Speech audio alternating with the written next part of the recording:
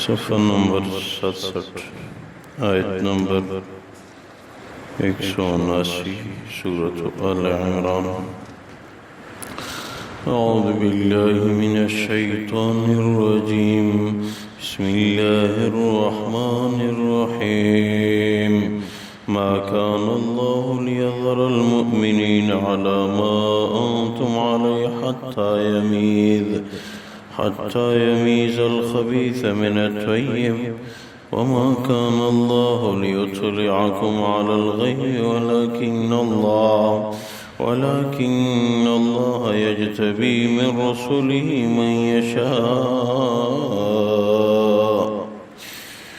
إلى آخره۔ اللہ تبارک و تعالی فرماتے ہیں ما كان اللہ لیذر المؤمنین علی ما انتم علیہ۔ اللہ تبارک و تعالی ایمان والوں کو منافقین کے ساتھ اس اختلاطی حالت میں نہیں چھوڑیں گے جس میں آپ لوگ ہیں، حتی یمیز الخبیث من الطیب، یہاں تک کہ اللہ تبارک و تعالی ناپاک کو پاک سے جدا کر دیں گے۔ وما كان اللہ لیطلعکم علی الغیب، اللہ کی شان یہ نہیں ہے کہ آپ لوگوں کو غیب پہ اطلاع دے دے کہ فلاں منافق ہے، ولیکن اللہ یجتبی من رسولہ من یشاء، اللہ تبارک و تعالی رسولوں میں سے جس کو چاہے چن لیتے ہیں۔ فآمنوا باللہ ورسولہ، اللہ اور اس کے رسول پہ، ان کے رسولوں پہ ایمان لاؤ۔ وَإِن تُؤْمِنُوا وَتَتَّقُوا فَلَكُمْ أَجْرٌ عَظِيمٌ، اگر آپ لوگوں نے ایمان لائے اور تقوی کو اختیار کیا تو آپ لوگوں کے لیے بہت بڑا اجر ہے۔ وَلَا يَحْسَبَنَّ الَّذِينَ يَبْخَلُونَ بِمَا آتَاهُمُ اللَّهُ مِنْ فَضْلِهِ هُوَ خَيْرٌ لَهُمْ، وہ لوگ جو کہ اللہ کے دیے ہوئے مال میں سے بخل کرتے ہیں وہ کبھی یہ خیال نہ کریں کہ یہ بخل ان کے لیے فائدہ ہے، بل هو شر لهم، بلکہ یہ بخل ان کے لیے سخت خطرہ ہے۔ سيطوقون ما بخلوا به يوم القیامہ، جلد ہی یہ چیزیں جن میں یہ بخل کر رہے ہیں قیامت کے دن ان کے گلے میں بطور توق ڈالی جائیں گی۔ وَلِلَّهِ مِيرَاثُ السَّمَاوَاتِ والارض، اللہ کے لیے زمین آسمانوں کا میراث ہے۔ واللہ بما تعملون خبیر، اللہ تبارک و تعالی آپ لوگوں کے اعمال سے باخبر ہے۔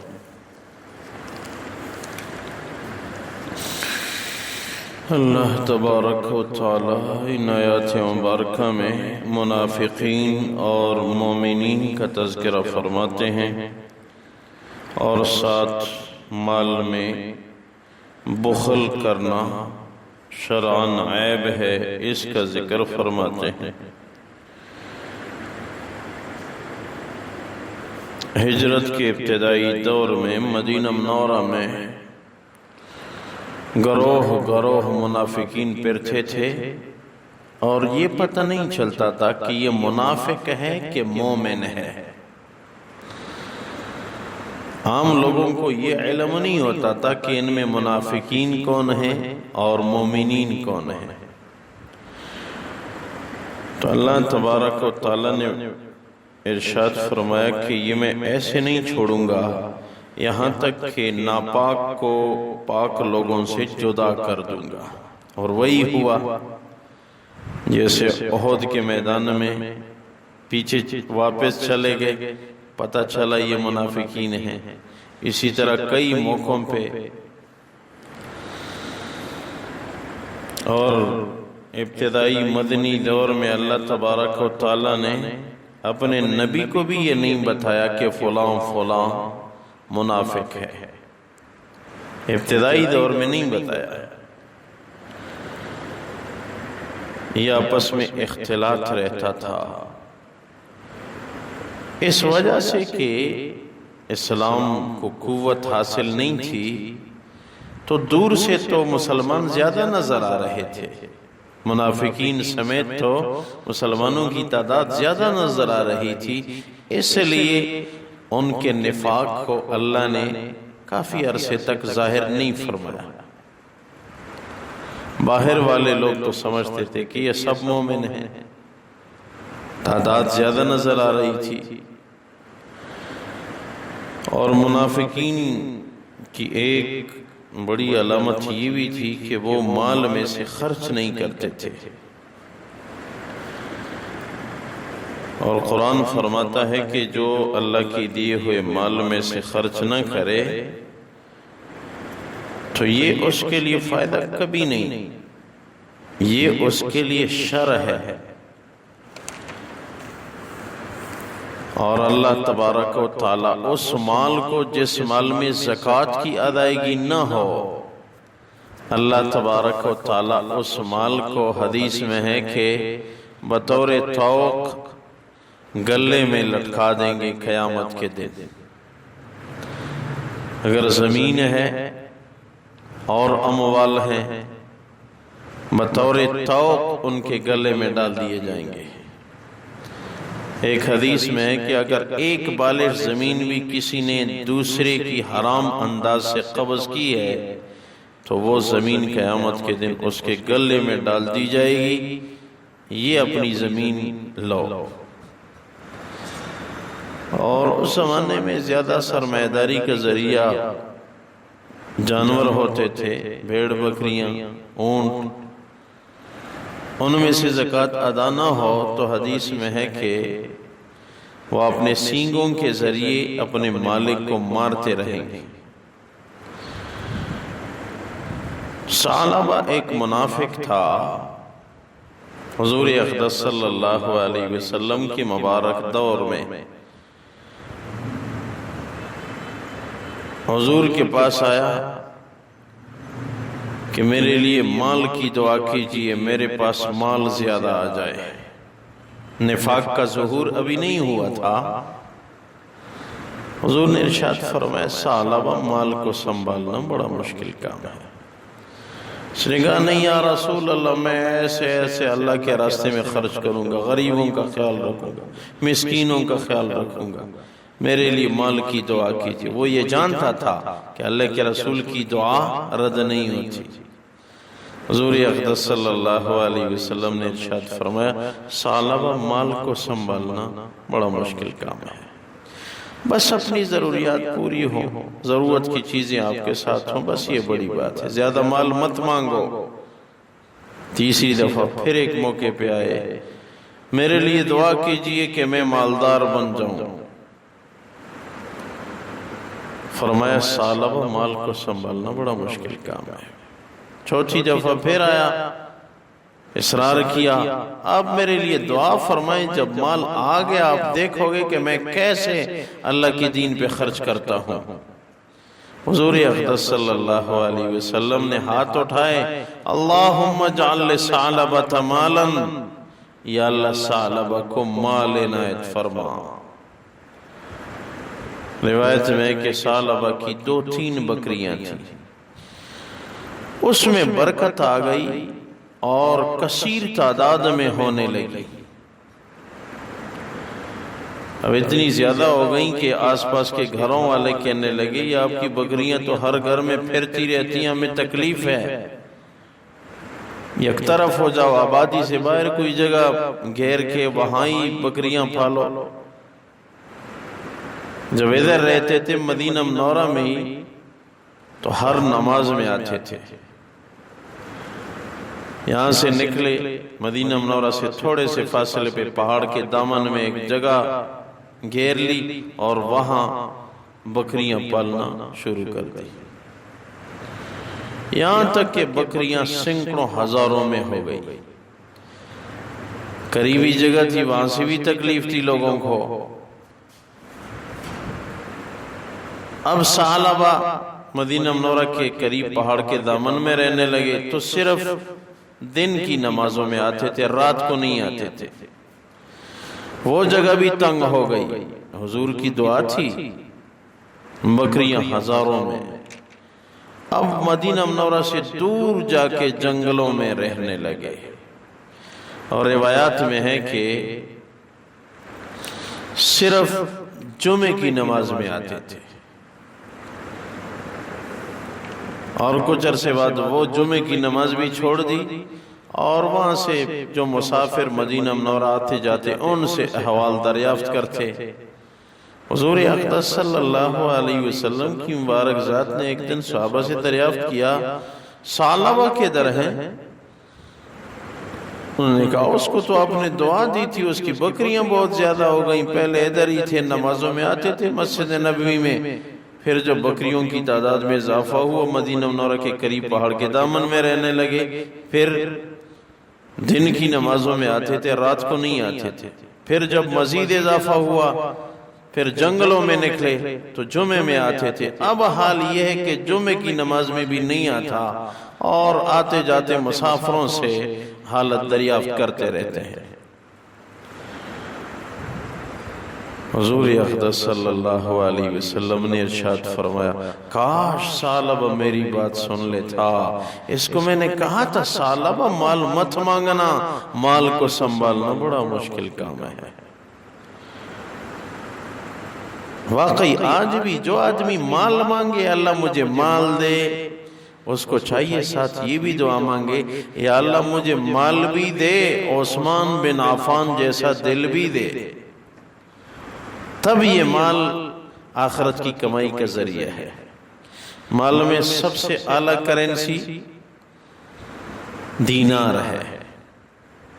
دینار کا معنی کیا ہے؟ دین و نارن، دینار دو الفاظ سے مل کے بنا ہے، دین و نارن۔ یہ مال جو ہے یہ دین ہے، اگر ٹھیک استعمال کرو گے دین ہے، اور اگر ٹھیک استعمال نہیں کیا نارن، تو پھر دوزخ ہے، یاد رکھنا۔ حضور نے فرمایا میں نے اس کو سمجھایا، کئی دفعہ سمجھایا ثعلبہ مال مت مانگو، یہ بڑا مشکل کام ہے اس کو سنبھالنا، یہ اصرار کرتا رہا، میں نے دعا مانگی، اب مال نے اس کو دین سے دور کر دیا۔ زکوٰۃ کی فرضیت کا حکم آیا، صحابہ سے ارشاد فرمایا جاؤ فلاں صحراؤں کی طرف، وہاں دو بندوں کے پاس بہت زیادہ مال ہے، سلمی اور ثعلبہ۔ یہ صحابہ گئے، پہلے ثعلبہ کے پاس گئے، زکوٰۃ کی فرضیت ہے 40 بکریوں میں سے ایک بکری آپ نے دینی ہے۔ اس نے کہا آپ لوگ سلمی سے وصول کر لیں، میں اپنا حساب کتاب کر لوں گا۔ گئے سلمی سے زکوٰۃ وصول کی، واپس آئے، ثعلبہ نے کہا ابھی میں نے پوری طرح حساب نہیں کیا، حساب کر کے میں خود لے آؤں گا، آپ لوگ چلے جائیں۔ منافق تھا، مال دینے کی نیت نہیں تھی۔ صحابہ واپس آئے، حضور نے وجہ دریافت کی، اس نے کہا میں نے حساب نہیں کیا، پھر آئے، پھر اس نے یہی کیا۔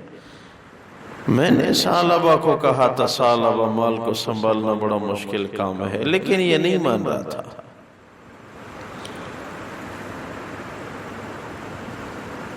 کچھ عرصے کے بعد آیتیں نازل ہوئی، جو زکوٰۃ کی ادائیگی نہ کرے اس کو یوں عذاب ہوگا۔ کافی عرصہ گزرا، اس کے بعد وہ اپنی بکریوں کو ساتھ لے کے حضور اقدس صلی اللہ علیہ وسلم کی مبارک ذات کی طرف آیا، میں زکوٰۃ دینا چاہتا ہوں۔ حضور نے ارشاد فرمایا میں نے اپنے بندے تو عرصہ پہلے بھیجے تھے، آپ نے زکوٰۃ نہیں دی اس وقت، ابھی مجھے حکم ہے کہ ثعلبہ کی زکوٰۃ کو قبول نہ کرنا، میں قبول نہیں کر سکتا۔ ثعلبہ واپس لوٹے، حضور اللہ کو پیارے ہو گئے، ابو بکر صدیق خلیفہ بن گئے۔ ثعلبہ پھر اپنی زکوٰۃ کا حساب کر کے آئے اور ابو بکر صدیق رضی اللہ تعالیٰ عنہ کے ہاں کہ یہ بکریاں قبول کر لو، کیونکہ زکوٰۃ بھی سینکڑوں بکریوں کی تعداد میں تھی۔ ابو بکر صدیق رضی اللہ تعالیٰ عنہ کے ہاں پہنچے، بکریاں پیش کی، ابو بکر صدیق رضی اللہ تعالیٰ عنہ نے ارشاد فرمایا جس مال کو محمد بن عبداللہ قبول نہ کرے اس کو ابو بکر بن قحافہ کہاں قبول کر سکتا ہے، میں قبول نہیں کر سکتا۔ پریشان ہو کے واپس گئے، خلافت فاروقی آئی، خیال کیا عمر فتوحات کرنے لگا ہے، اس کو مال کی ضرورت ہے، آئے اور سینکڑوں بکریاں زکوٰۃ کی پیش کی، یہ زکوٰۃ ہے، آپ کو ضرورت ہے، حکومت کی ضرورت ہے۔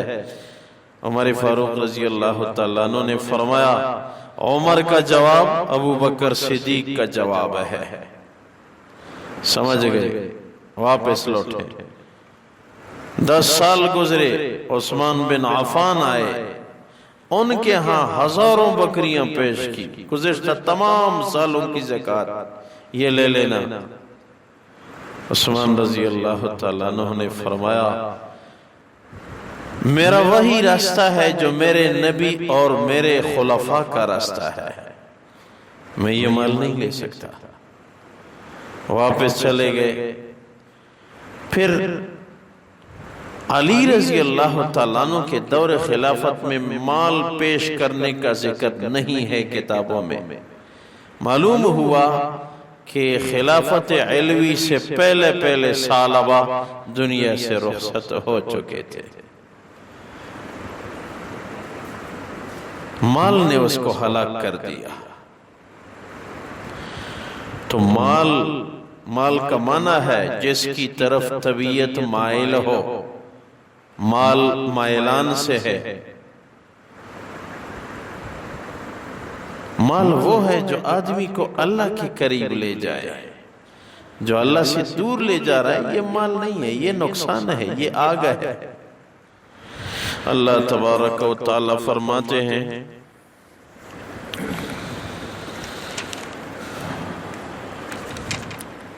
وَلَا يَحْسَبَنَّ الَّذِينَ يَبْخَلُونَ بِمَا آتَاهُمُ اللَّهُ مِنْ فَضْلِهِ مَا كَانَ اللَّهُ لِيَذَرَ الْمُؤْمِنِينَ عَلَى مَا أَنْتُمْ عَلَيْهِ حَتَّى يَمِيزَ الْخَبِيثَ مِنَ الطَّيِّبِ۔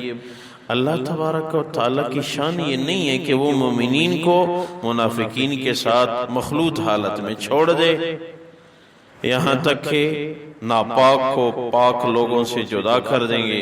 وَمَا كَانَ اللَّهُ لِيُطْلِعَكُمْ عَلَى الْغَيْبِ، اللہ تبارک و تعالیٰ تمہیں غیب کی اطلاع نہیں دیتے کہ فلاں فلاں منافق ہے۔